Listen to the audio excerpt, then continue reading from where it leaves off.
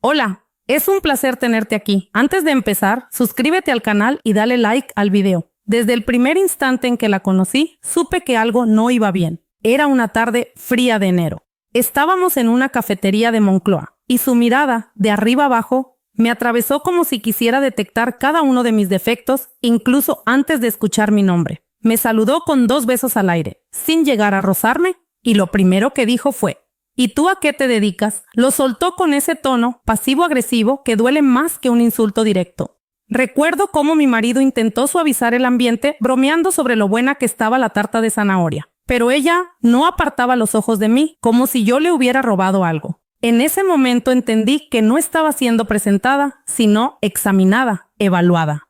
Rechazada en silencio. Sonreía con cortesía, pero en su mirada había un desprecio tan evidente que se podía cortar con cuchillo. Con el tiempo, sus comentarios dejaron de ser sutiles y se convirtieron en comparaciones crueles que me hacían tragar saliva cada vez que la veía. En las cenas familiares, delante de todos, mencionaba lo elegante que era la ex de mi marido, lo bien que se llevaba con la familia, sobre todo con ella. Una vez, incluso dijo que aquella sí que tenía clase, mientras me miraba con esa sonrisa que en realidad era un zarpazo al alma. Yo aguantaba por él, por amor, pero cada palabra suya se me clavaba como una espina imposible de arrancar. Lo peor era que mi propio marido nunca decía nada, como si su silencio validara cada humillación. En cada encuentro, ella lanzaba comentarios envenenados, disfrazados de inocencia. Que si no todas saben llevar una casa, que si hay mujeres que no saben cuidar a un hombre como merece. Siempre con ese tono de falsa preocupación que nadie se atrevía a cuestionar. Incluso una vez, delante de mis cuñados, insinuó que hay matrimonios condenados desde el principio, como si estuviera dictando mi sentencia. Yo aprendí a sonreír por educación, a callar por respeto, pero por dentro me desmoronaba poco a poco. Era como vivir en un examen permanente, uno en el que siempre suspendía sin entender qué había hecho mal. A pesar de todo, nos casamos. Fue una ceremonia civil en el registro de la calle Pradillo, sencilla, pero cargada de emoción. Vinieron algunos amigos y mis padres que viajaron desde Zaragoza. Él estaba feliz, o al menos eso parecía. Y durante unos meses creí que nada ni nadie podría romper lo que habíamos construido. Su madre ni siquiera apareció. Envió un mensaje frío, diciendo que tenía otros compromisos y que esperaba que yo fuera feliz con mis decisiones. Yo decidí mirar hacia adelante, convencida de que el tiempo suavizaría las heridas y que el amor bastaría para superar cualquier obstáculo. Pero la realidad tenía otros planes. Me aferré a la idea de que con paciencia ella acabaría aceptándome, que quizá su actitud era solo el reflejo de un duelo mal cerrado por la anterior relación de su hijo. Intenté acercarme, la llamaba en su cumpleaños, le mandaba mensajes en Navidad, incluso la invité a casa más de una vez. Cada gesto mío era respondido con frialdad, o peor aún, con una cortesía fingida que dolía más que un insulto directo. Yo la justificaba una y otra vez, diciendo que era su carácter, que necesitaba tiempo, como si eso pudiera curar algo que ya estaba podrido desde el inicio. Mientras tanto, alimentaba una esperanza sin futuro. Nos mudamos a un piso pequeño pero acogedor en Chamberí, en una calle tranquila, cerca del Metro Iglesia, con librerías de barrio y panaderías que olían a mantequilla por las mañanas. Era nuestro primer hogar y durante un tiempo creí que sí, que podía funcionar. Yo trabajaba en una agencia creativa, él en una consultora cerca de nuevos ministerios. Nuestras rutinas se cruzaban en desayunos rápidos y cenas compartidas con vino barato y series. Hablábamos de planes, escapadas, muebles nuevos, incluso de adoptar un perro. Pero detrás de esa normalidad aparente, la sombra de su madre seguía ahí, como un fantasma imposible de disipar. Cuando nos mudamos, el anterior inquilino dejó instalado un sistema de cámaras conectado a una aplicación móvil. Al principio me pareció útil por seguridad. Lo usamos un par de veces por curiosidad, luego dejamos de prestarle atención. Una de las cámaras del salón dejó de emitir señal y lo dejamos pasar, como tantas otras cosas. Nunca imaginé que ese detalle tan insignificante se convertiría en el punto de inflexión de mi vida. Porque a veces, las tragedias comienzan con algo tan mínimo como un cable desconectado. Un martes por la mañana, mientras trabajaba desde casa, recordé que teníamos pendiente revisar el sistema. Llamé a una empresa que encontré en Google. El técnico vino rápido, a eso de las 11:30. Un chico joven y amable revisó el router, actualizó la app y dejó todo funcionando en menos de media hora. Me mostró en su tablet cómo se veía el salón en directo, con sonido incluido, y me pidió que probara desde mi móvil antes de marcharse. Todo quedó impecable, como nuevo, y sentí alivio al saber que funcionaba otra vez. Entre correos, llamadas y tareas, olvidé por completo mencionárselo a mi marido. Esa noche, cuando llegó, estábamos tan centrados en preparar la cena y comentar nuestros días que no lo recordé. Me pareció un detalle menor, algo sin urgencia. Jamás imaginé que esa omisión inocente acabaría siendo el testigo silencioso de lo que nunca habría querido ver. No hubo cálculo ni intención, solo la rutina devorando la memoria. Sin saberlo, había abierto una puerta que nunca más podría cerrar. Al día siguiente, miércoles, salí temprano como siempre.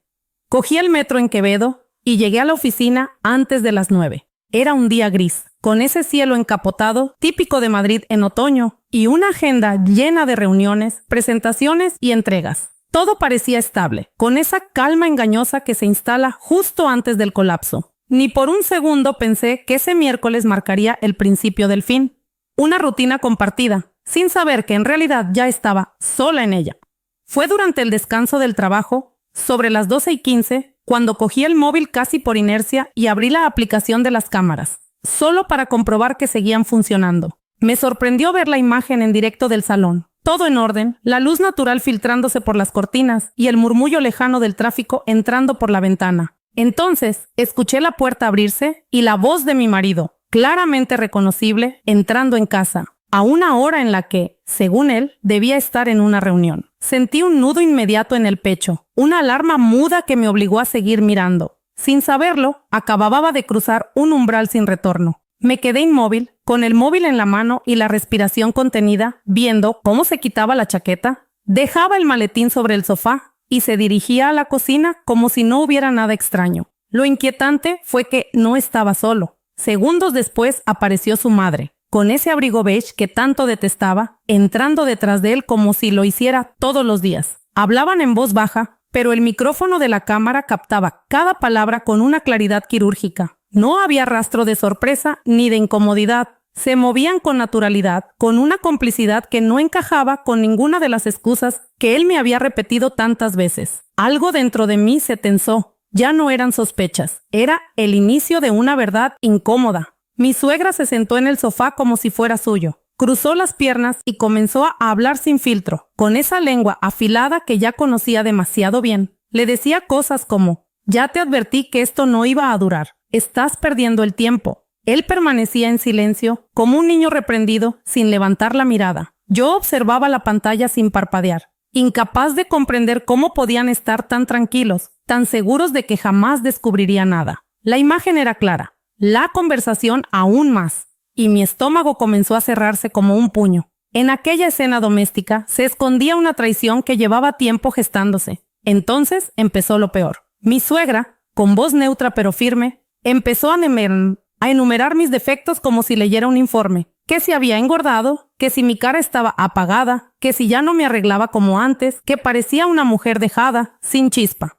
Cada palabra caía sobre mí como una piedra. Y lo más hiriente no era lo que ella decía, sino que él no respondía, no me defendía. Guardaba un silencio cómplice que pesaba más que cualquier insulto. Por primera vez entendí que el enemigo ya no estaba fuera, sino dentro de mi propia casa. Era como ver mi relación desde fuera, con ojos ajenos, y darme cuenta de que llevaba meses ignorando señales que estaban por todas partes. Lo que vino después me dejó sin aire. Mi suegra empezó a hablar de su exnovia, esa sombra que siempre había estado presente en forma de comparación, pero que ahora cobraba nombre, apellido, recuerdos y planes. Ella sí es una mujer de verdad. Nunca entendí por qué la dejaste. Todavía estás a tiempo de recuperarla. Él no lo negó. Solo murmuró, casi en un susurro: «Ya lo he pensado». Fue como si alguien me arrancara de golpe el suelo bajo los pies. Todo lo que creía seguro se volvió mentira. Lo más devastador no fue lo que dijeron, sino cómo lo dijeron. Con frialdad, como quien planifica una mudanza. Mi suegra insistía: